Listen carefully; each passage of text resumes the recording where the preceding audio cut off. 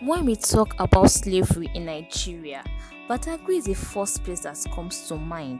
Not many people know that slavery existed even before the transatlantic slave trade started.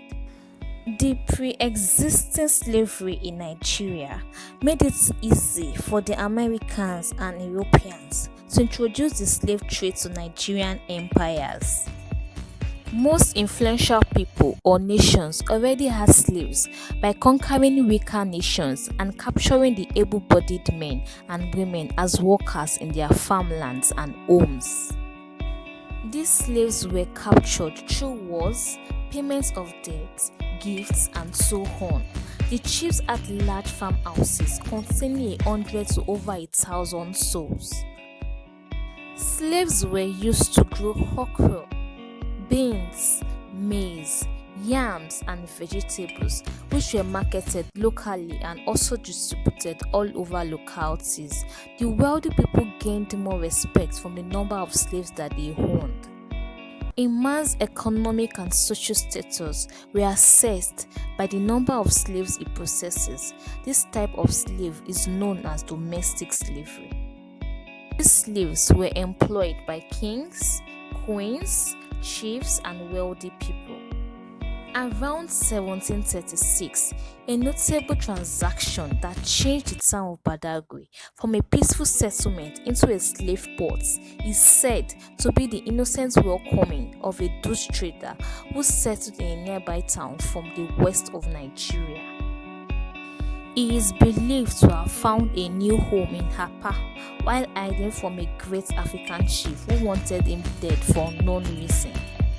The people at that time welcomed him as they saw him as an angel sent from their Orisha due to his appearance and hair color.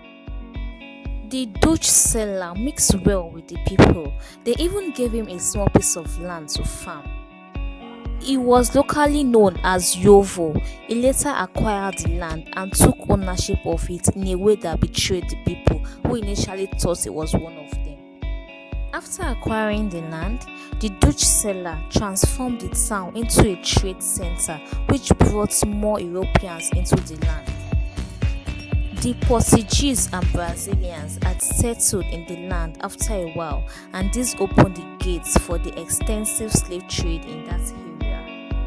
When the foreigners came, Nigerians were using cowries and tobacco as currencies.